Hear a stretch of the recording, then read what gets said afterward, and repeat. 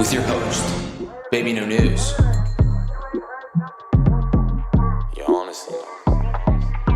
Hi, this is Bbno News, and I'm here with FVDED News. I'm going to tell you what we're doing tonight. And I just got word that the top story tonight is 99% of the population of the whole world realize that baby wipes are a lot nicer to wipe with than highest ply. Crazy. Today, we have one big package for you. Sitting down wherever you are, wherever you're having fun, you're having a drink with your parents, with your brother and sister. We got music.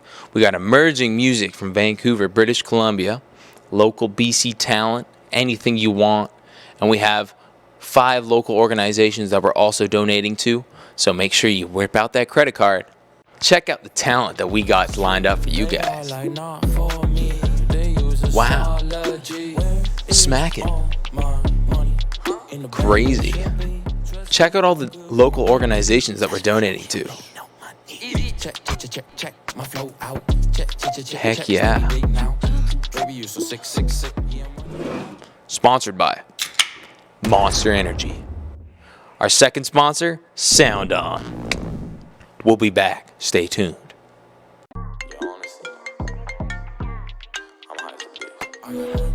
Donate. Right down in the description. So I just got word that we got Nate Sabine in the building. He's a Blueprint executive, and he's going to help us navigate around some of the charities, the local charities that we're donating to. So Nate, tell me about yourself and some of the charities. In my day-to-day life at Blueprint, I handle all of the brand partnerships, sponsorship, government relations, and public relations. But the most fulfilling part of my job is that I'm heavily involved in all of the cultural aspects and the community building, charities, and fundraising stuff that we do. So we have for years supported everything from the BC Cancer Society to the Kettle Society to Music Heals and various charities throughout the province.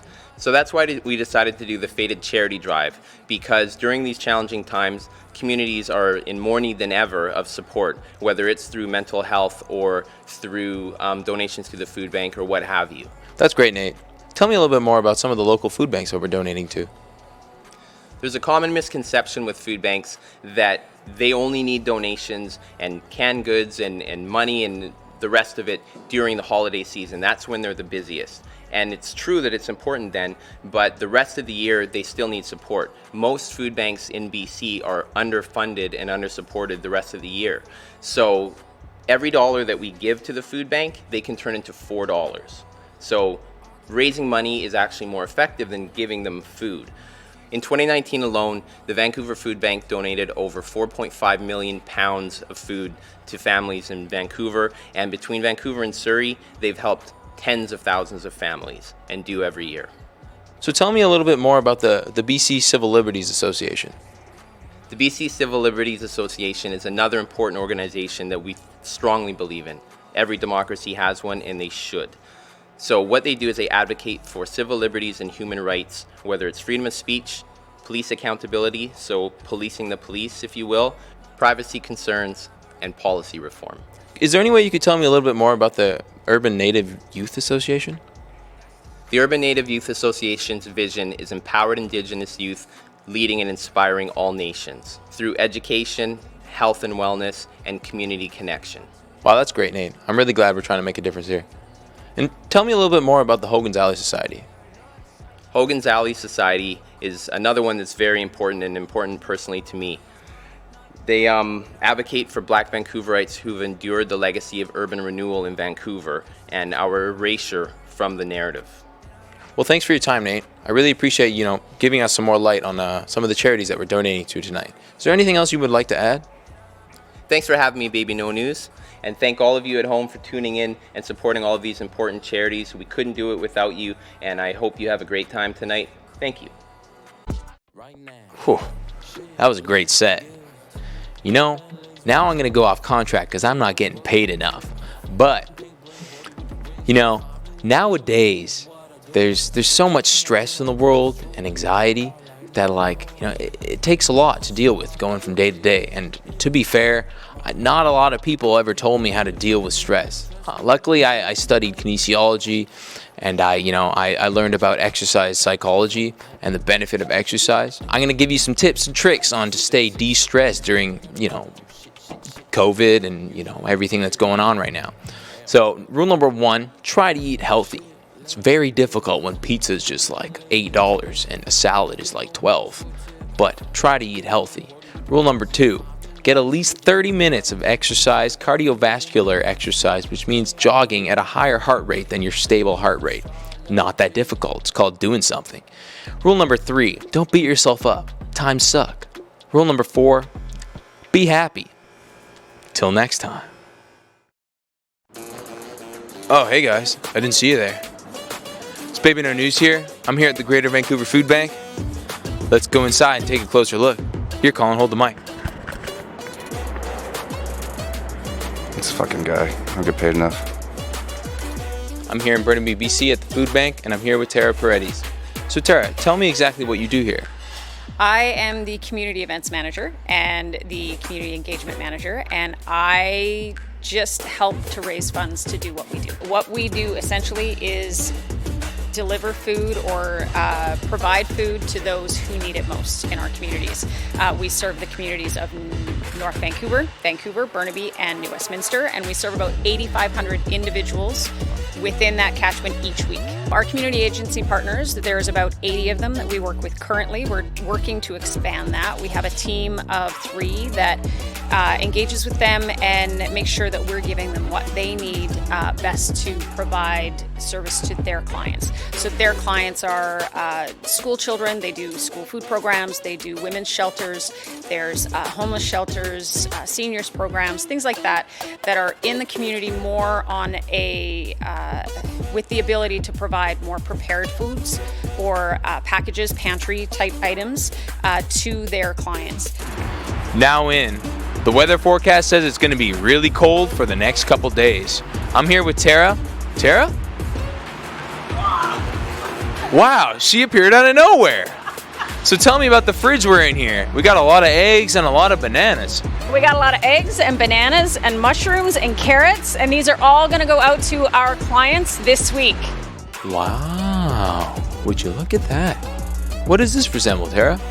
So this is Refrigeration Alley. This is the representation of the increase in capacity that we saw in our refrigeration when we moved here to this new building about a year ago from our previous building. We brought one of our coolers with us, and then we bought 2 more plus a freezer that is right here, and increased our capacity by 400%. So Tara, tell me about the car that you guys have here. This car has been with the Greater Vancouver Food Bank for 19 years. It was painted by Joe Average as a fundraiser, and it was driven as our delivery van for years until we had become big enough that we could purchase more vehicles. We've gone from this in 19 years to a fleet of 7 5-ton trucks. We are now in the kitchen. And I'm here with Tara one more time. Tara, what do you do in the kitchen? Well, we try and cook.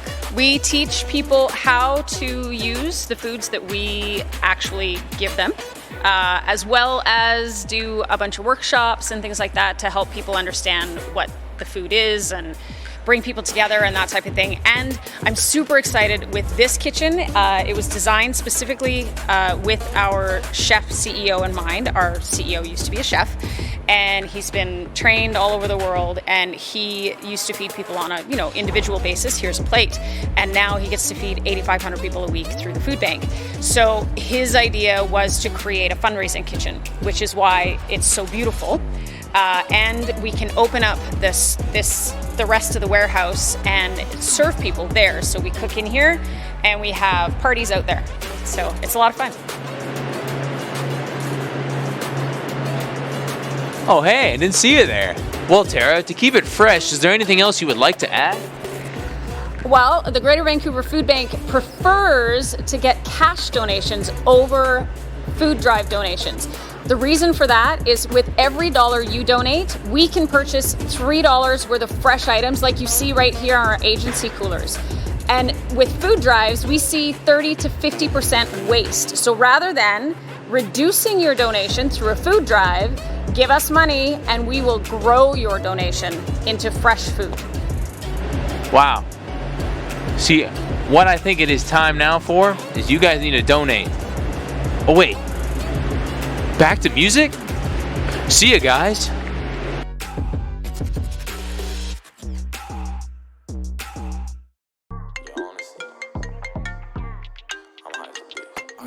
The link's down below in the description, and that's where you guys donate.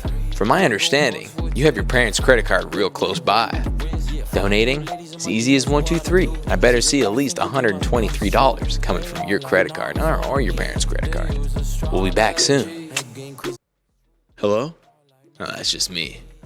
And we're back. And now, the moment you guys have mainly been waiting for, the giveaway. I'm gonna whip out my phone, and before you know it, there's gonna be a winner for 2 tickets to the FVDED 2021. Well, hold on, let me get my phone. And the winner is Jessica Tonkin. Please donate, because you just won 2 tickets. Catch you in a bit.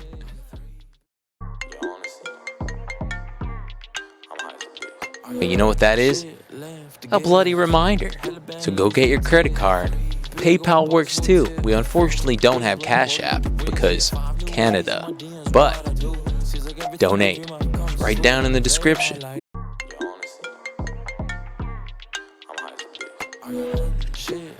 What a bunch of great sets we had tonight.